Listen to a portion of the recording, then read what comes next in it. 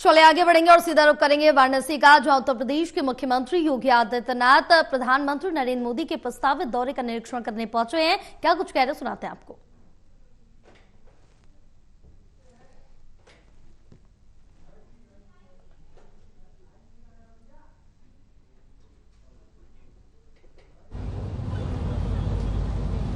विश्व हिंदू परिषद के केंद्रीय महामंत्री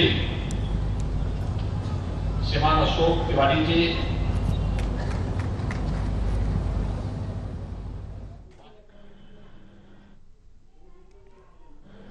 विश्व हिंदू परिषद के केंद्रीय महामंत्री श्रीमान अशोक तिवारी जी, माननीय विधायकगण डॉक्टर नीलकंठ तिवारी जी, श्री सौरभ श्रीवास्तव जी,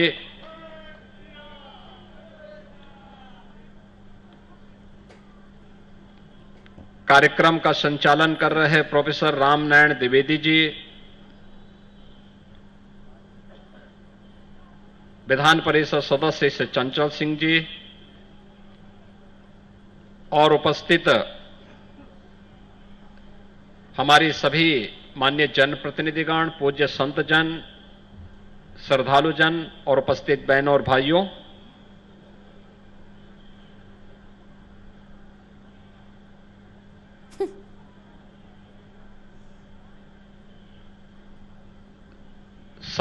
सवा 700 वर्षों का आध्यात्मिक और सांस्कृतिक विरासत की एक समृद्ध परंपरा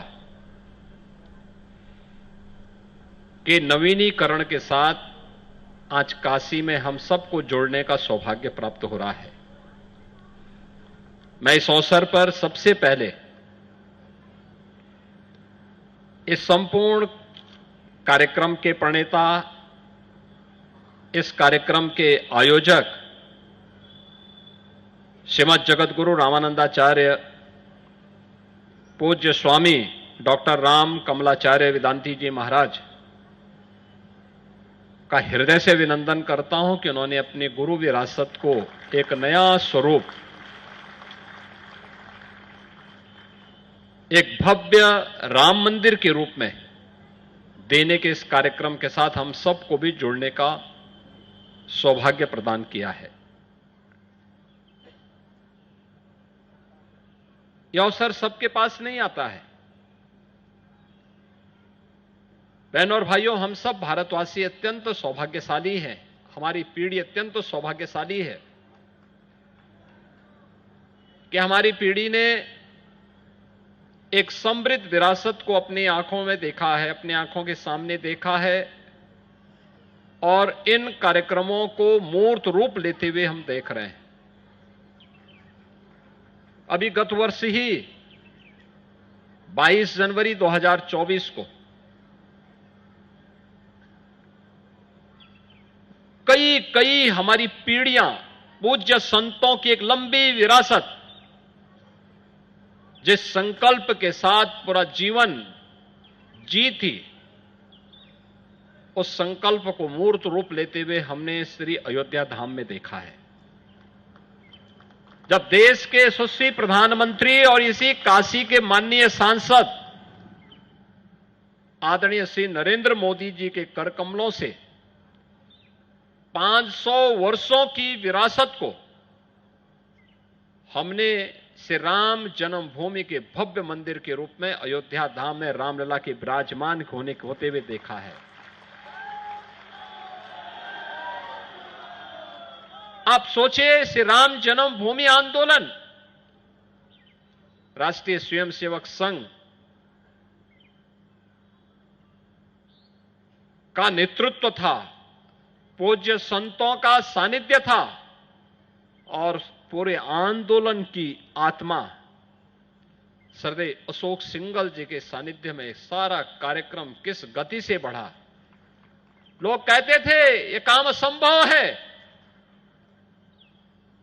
लेकिन राम जन्मभूमि आंदोलन के केंद्र बिंदु रहे, उसकी आत्मा के रूप में कार्य करने वाले अशोक सिंघल जी कहते थे, कौन सा कार्य ऐसा है जो असंभव है।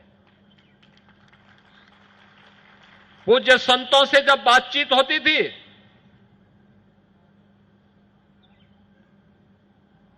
वे भी कहते थे कौन सा ऐसा कार्य जो असंभव है, हम लोग सफल होंगे और यह हमारे जीवन का संकल्प है।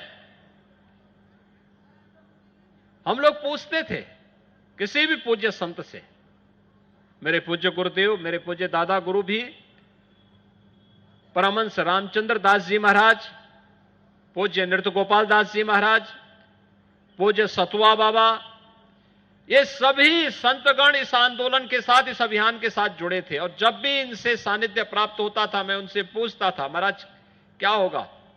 कहते थे सफलता मिलेगी। मैं कहता था भाई आपकी उम्र तो ढल रही है, कैसे सफलता मिलेगी? वो कहते थे फिर जन्म लेंगे लेकिन अयोध्या में राम मंदिर बना करके रहेंगे।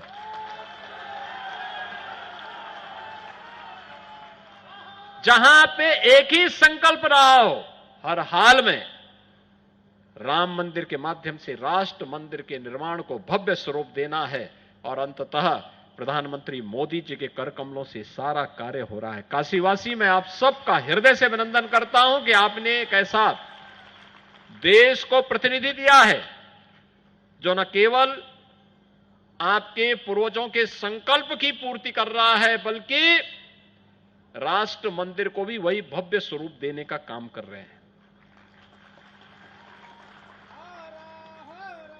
और ये भव्य स्वरूप देने का ही परिणाम है कि आपने इस बार के